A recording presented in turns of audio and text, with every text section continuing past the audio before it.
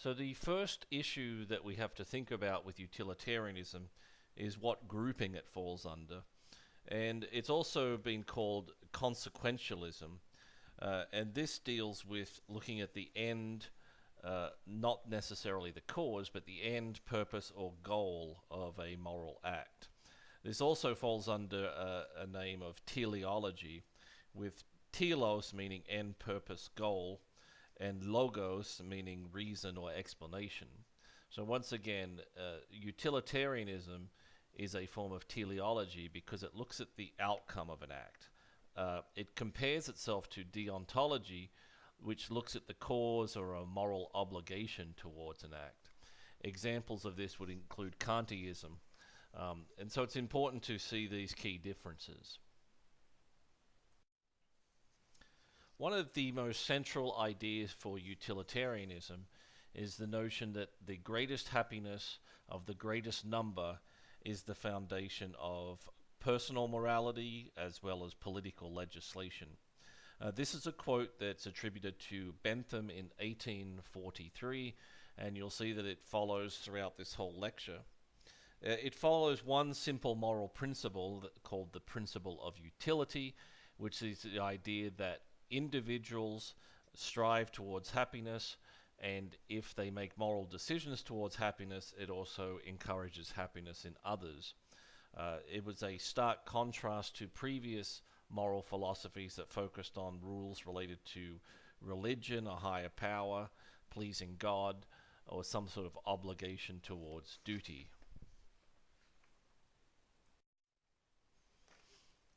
Our first moral philosopher who's a utilitarian is Jeremy Bentham.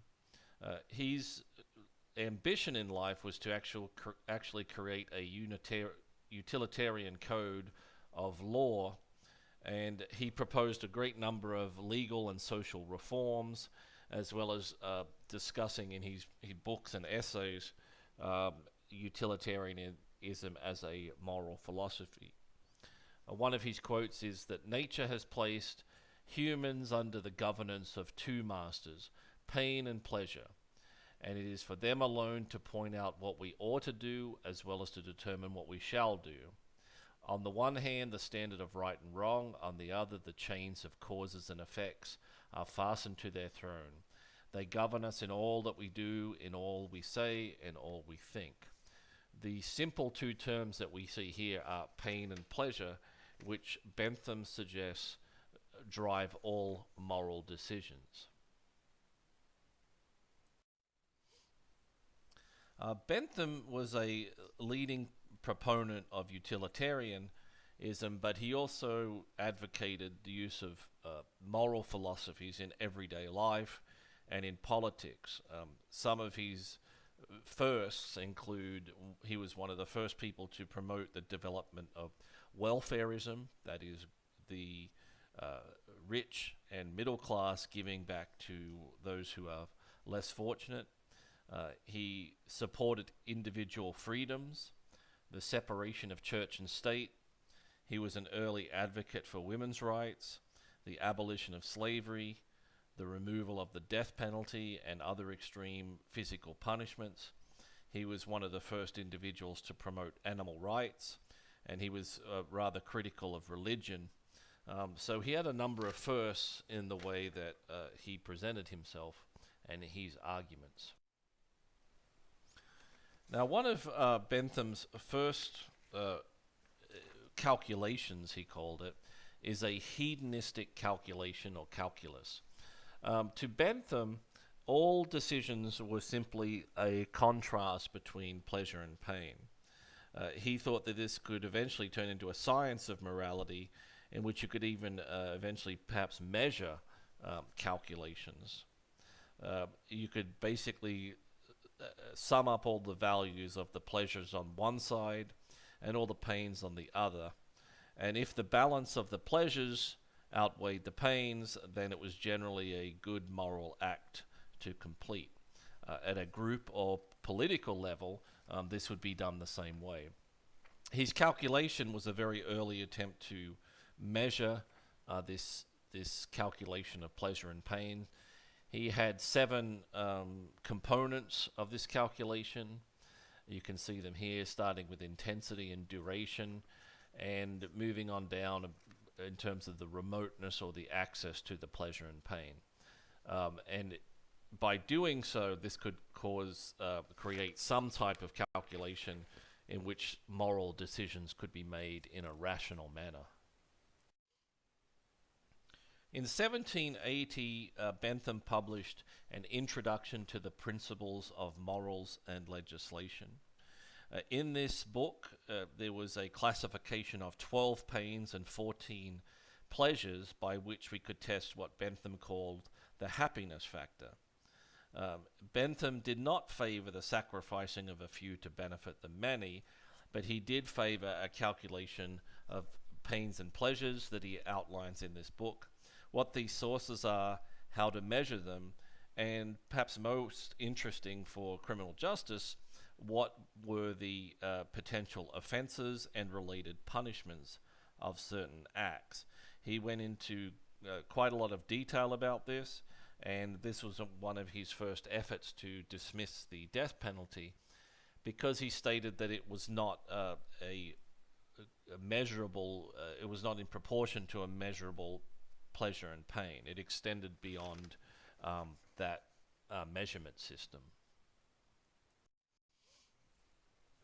Another component of Bentham's work was reform in terms of the criminal justice and the correctional system.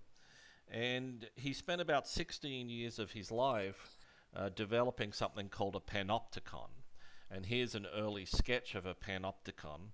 Although the prison itself was never built, the concept did influence versions of a panopticon, the goal of which was to reduce the use of physical punishment and to obtain power over individuals in an efficient manner and without causing a great deal of physical harm.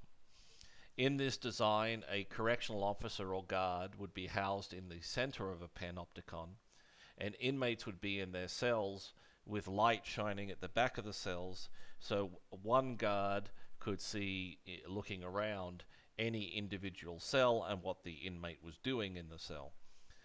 In contrast, the inmate could not actually see what the guard or the correctional officer was looking at, so it was an effective use of staff, as well as promoting observation and control of inmates. The word itself comes from Panoptus, which was a giant in Greek mythology who had 100 eyes and was known to be a very effective watchman. And so the other way to think about this is pan, meaning all inmates, and opticon, meaning the single watchman. Such approaches were criticized by philosophers such as Foucault, but at the same time, it was a practical effort to assist with a real-world dilemma. Later in life, Bentham was convinced that the king and the elite had stopped the development of his panopticon and other sort of criminal justice reforms, and he held quite bitter viewpoints about high socioeconomic status as a result of these failed attempts. In the United States context, there was one attempt to develop the panopticon. This is in a prison in Statesville in Illinois. This was called F House, as in Frank, F for Frank, also known as the Round House.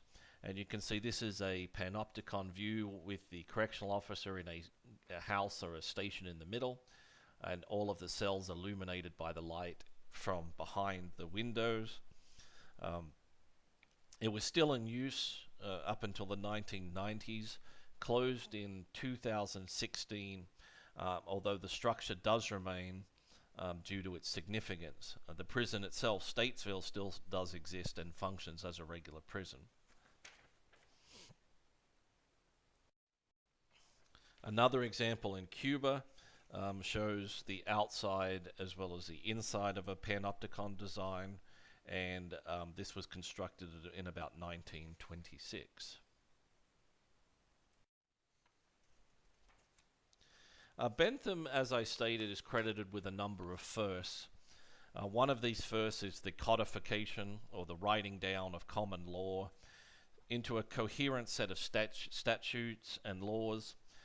He was the first person to use the term to codify, which was a way of drafting a legal code. He went so far as to contact President James Madison in the United States and offer to write a complete code for the new country. He realized that American law was often created on a state basis, so then he wrote to the governor of every state with the same offer. A number of his efforts to codify the law were unsuccessful during his lifetime, but they were used as examples to develop legal theory and civil law following his death. He took a lot of steps to note what was an excessive punishment, particularly in regard to the death penalty. He examined this in a number of his books, and he came to the conclusion that the cost and the benefit of the death penalty were compared to life imprisonment with manual labor, and he believed the weight of the calculation worked against the death penalty on the grounds of deterrence. It often fell on offenders who were poor, and it also faced issues of having errors of judgment, such as the execution of an innocent person. Now, he did take several exceptions. He said that the death penalty may be reasonable if the murder had aggravating circumstances, or if the person was incarcerated for treason.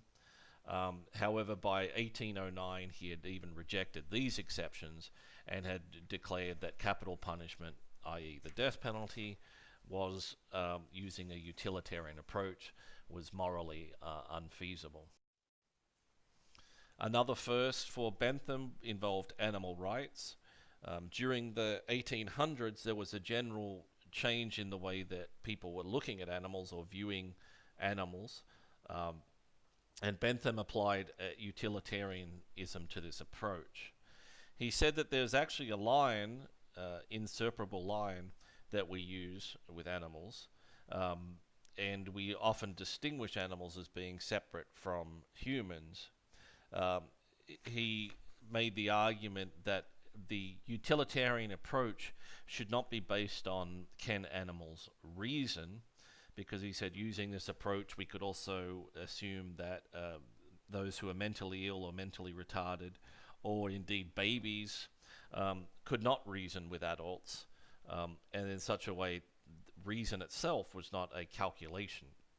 Rather, he said, is do animals suffer, and can animals suffer? He said that this is the benchmark, or the inseparable line, to which we should judge the rights of animals and how we treat them. Interestingly, he made clear that animals could be killed for food or in defense of human life in a moral manner, provided that the animal is not made to suffer excessively or unnecessarily.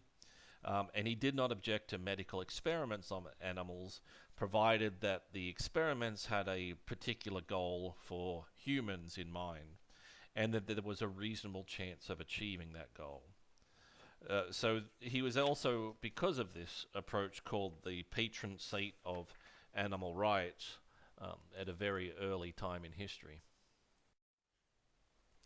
Other firsts involve Bentham's approach to women's rights, the rights for gays, and issues of sexuality. In an essay titled Offences to Oneself, Bentham argued that laws prohibiting homosexual sex should be released a bit and not made as strict. This was not published for quite some time during its controversy, and in fact it was published for the first time as late as 1931, so well over 100 years until some of his works could be published. And Bentham was an extensive writer, and so a lot of this work remained hidden for quite some time.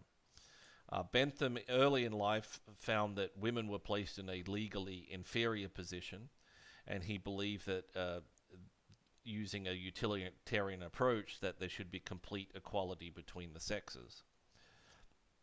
One other aspect of this was the role of sexuality and one's right to one's body. A traditional Christian approach placed a great deal of stress on restraint, control, and discipline of the body, whereas Bentham thought that the benefits of economic consumption, the enjoyment of appetites, and the liberty of national passions should overweigh these concerns. He used a modern approach, what we consider a modern approach to sex and sexuality, and this remained a central issue for utilitarianism because he thought that sexuality being an important, immediate, and accessible pleasure should be put into a calculation, and the aggregate mass of this pleasure should be decided what's best morally for people. One final unusual part about Bentham's life is when he died in 1832, he left a great deal of instructions for what he want done in terms of preserving his corpse. First, he wanted to be publicly dissected in front of an audience for benefits of medical science. And then he wanted his preserved head and skeleton to be reassembled, clothed, and displayed in a manner in which it looks like he's thinking and writing. And you can see in this picture, this is the auto icon, which was developed by him. And almost 200 years later, it still sits in the University College of London, and Bentham still sits there. It's a very interesting story because his actual hair, he had red hair, was used on the body, and several times students would steal the head and then be asked to return it. So eventually the head itself was put in a separate area, and they put a kind of a fake head on the body. It's a very interesting story too, because this is something Bentham wanted, and during meetings he was asked, he requested that his body be wheeled out for the meeting. So kind of a good sense of humor for Bentham that time. Followers of Bentham consisted of James Mill, who was a philosopher and historian, and his son is another famous utilitarian philosopher. His name is John Stuart Mill. John Stuart Mill was a very intelligent child, and his intelligence was understood at an early age. He learnt Greek at the age of 3. He was reading philosophy by the age of 8. And by the time of 8 to 10, he was doing arithmetic, physics, astronomy. He had read the Iliad. So he was a very well-educated person, and very far advanced for his age. At the age of 14, he went and lived with the brother of Jeremy Bentham, Samuel Bentham, and studied chemistry, zoology, logic, and he also had connections to other philosophers, such as being the godfather of Bertrand Russell and communicating with Auguste Comte, who was one of the founders of sociology. He had some difficulties teaching in the university setting because he was not willing to take on religious agreements, and so he was able to work under his father's company and still do a great deal of work, even though he was outside of a university setting. He died in 1873 of a skin disorder, and that's why in this picture you can see there's some bumps on his head and his face, which was related to this disorder. As I stated, Bentham is a utilitarian moral philosopher, and he wrote a book called Utilitarianism in 1863. This is a book that still stands as a benchmark of the moral philosophy.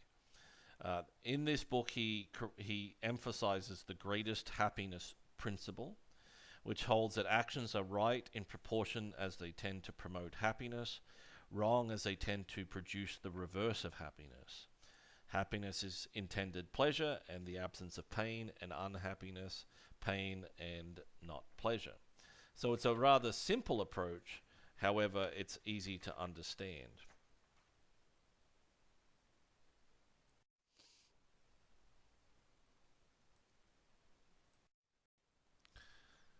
In this book, Bentham outlines four factors or logical considerations.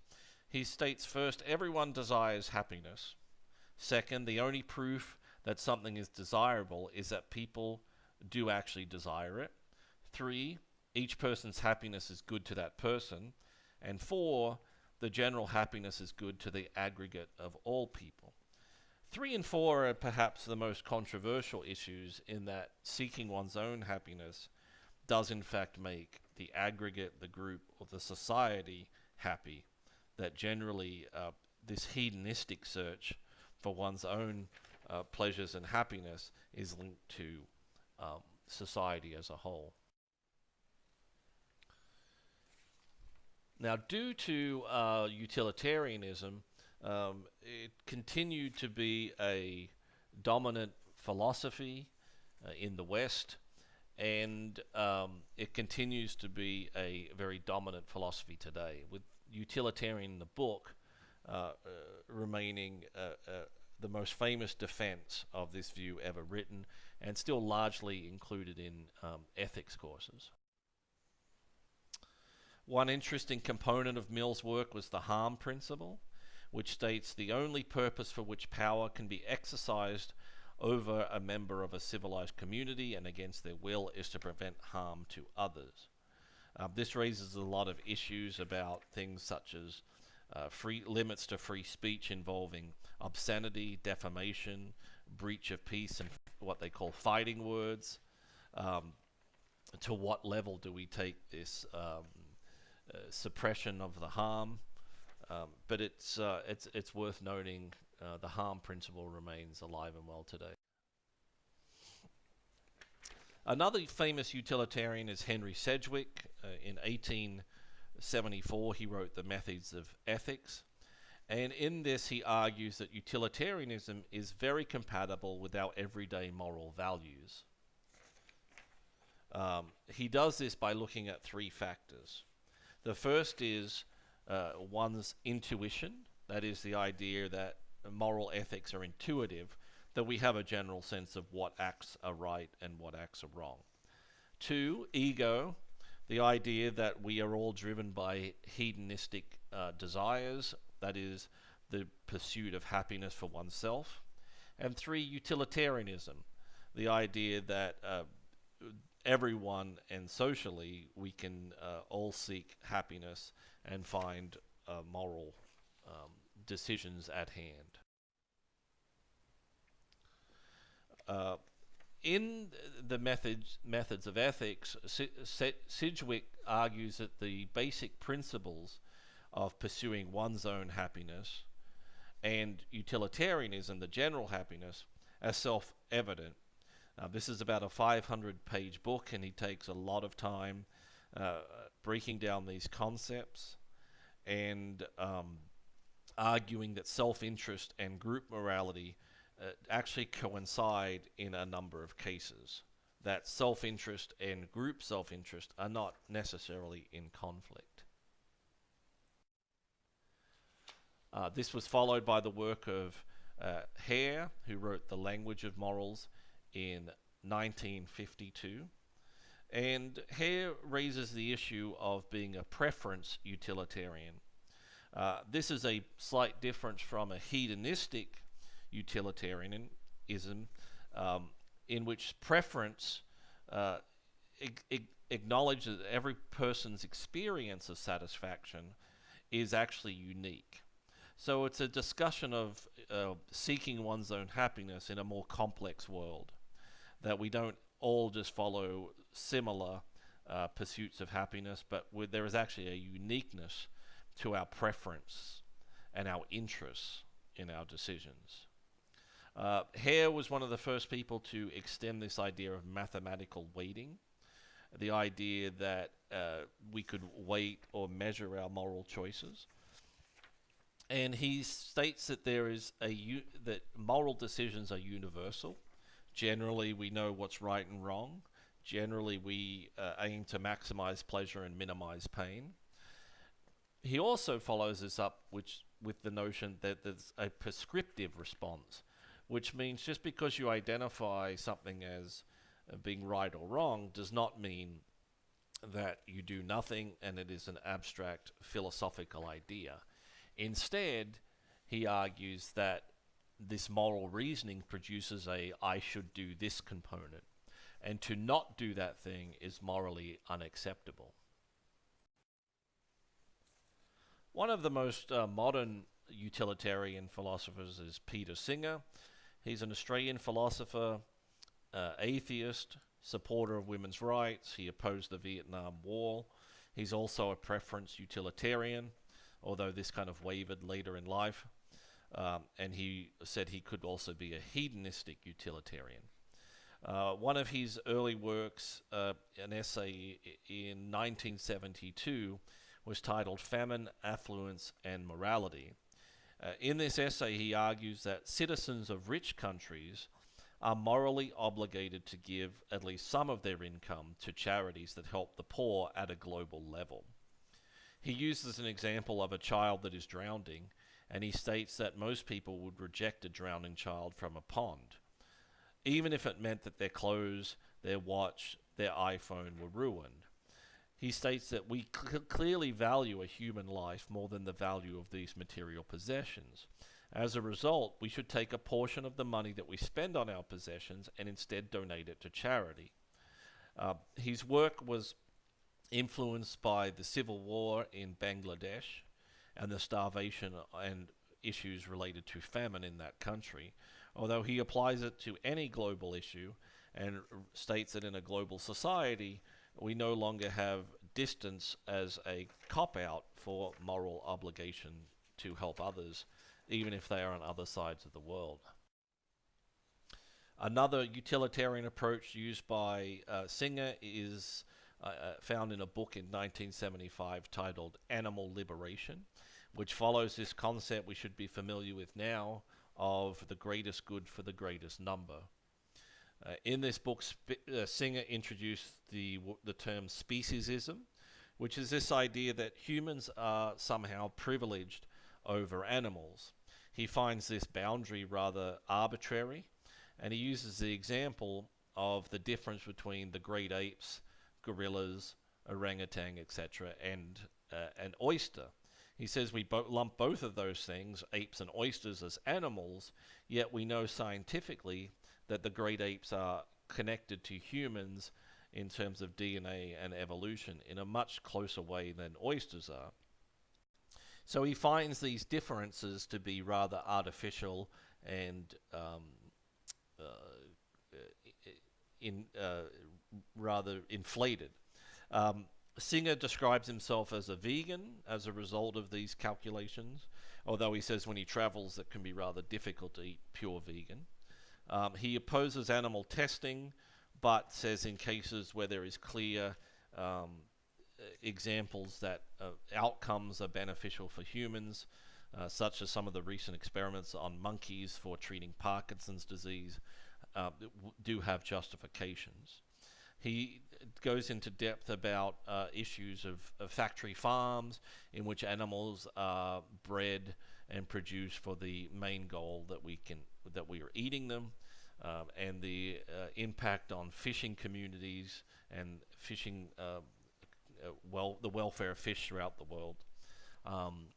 This once again follows a very strict utilitarian approach. One interesting thing about Singer is that he believes in an applied ethics. He wrote a book called Practical Ethics in 1979, and his work contains issues of abortion, euthanasia, politics, animals, and the food we eat.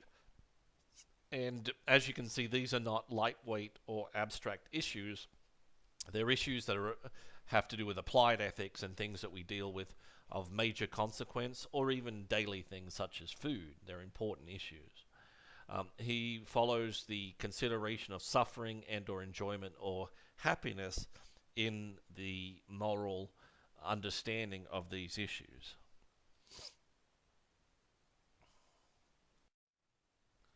One final interesting part that Singer raises, but is found throughout utilitarianism, and it's a rather abstract idea, is that hedonism itself, the pursuit of one's happiness, is a rather abstract and difficult issue to discuss because there's a paradox within the issue. As Singer points out, the paradox is that happiness is usually not something that you can access directly.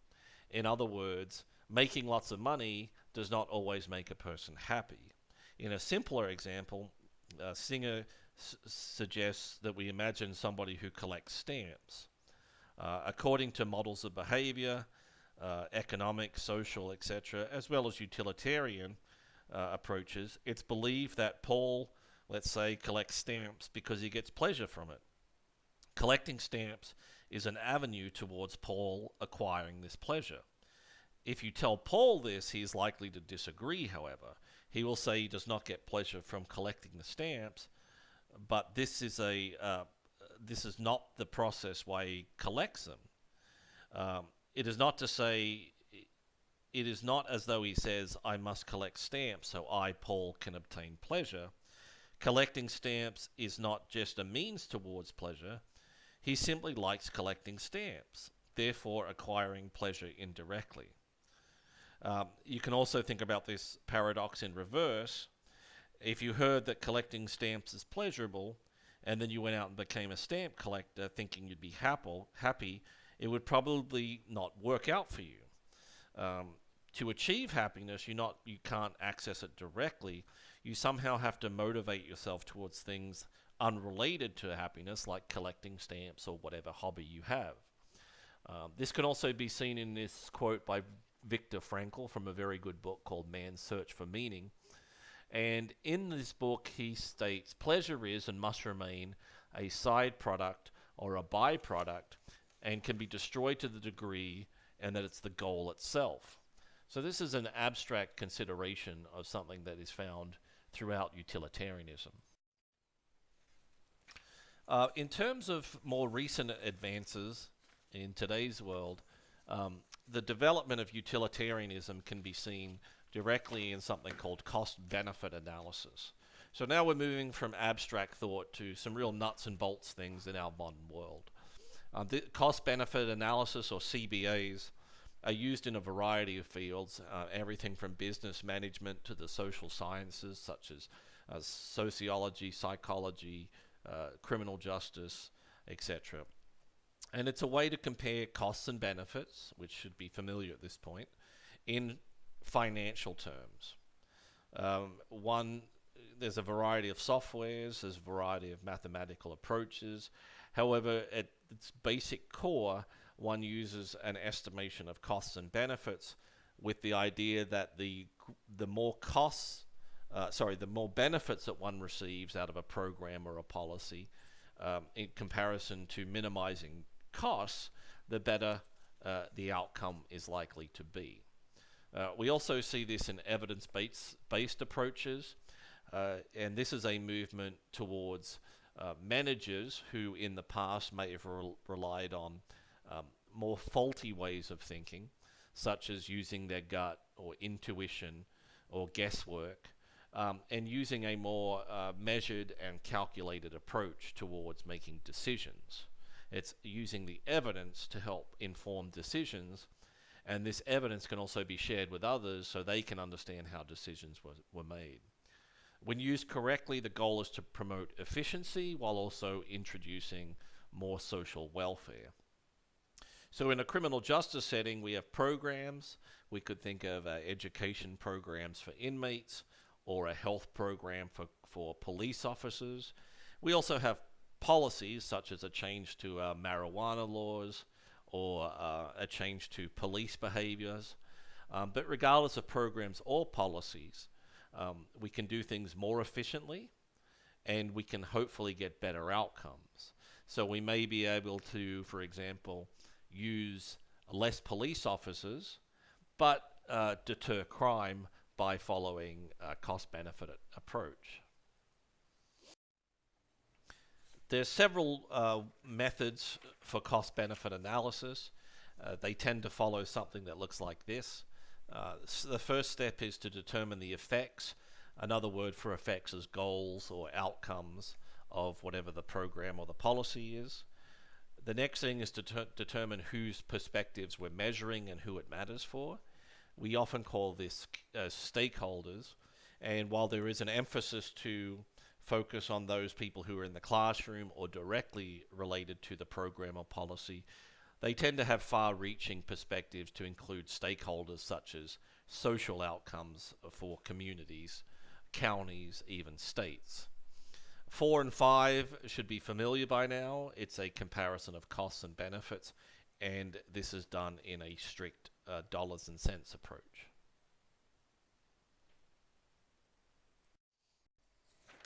Related to a cost-benefit analysis is a cost-effectiveness analysis. This is very similar, although it includes non-economic variables or outcomes that are difficult to assign a dollar amount to. They're cost-effectiveness analyses. You'll see them in criminal justice. You'll see them a lot more in health, where things such as years of life, premature births, and number of years that you can get eyesight from a procedure. These things can be often difficult to quantify in pure financial terms.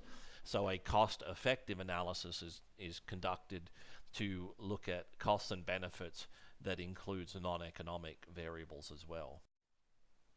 So in conclusion, utilitarianism is likely to remain a dominant moral philosophy in the future. It is easily understood, it is easy to access, and it just seems to be intuitive to understanding. What will happen is, as new issues emerge, such as climate change or whatever new issue is on the horizon, a utilitarian approach will be used to these social issues and political issues, and they are also used every day on individual moral issues. There's a movement towards quantifying these moral decisions by calculating the consequences and using this evidence-based decision-making approach.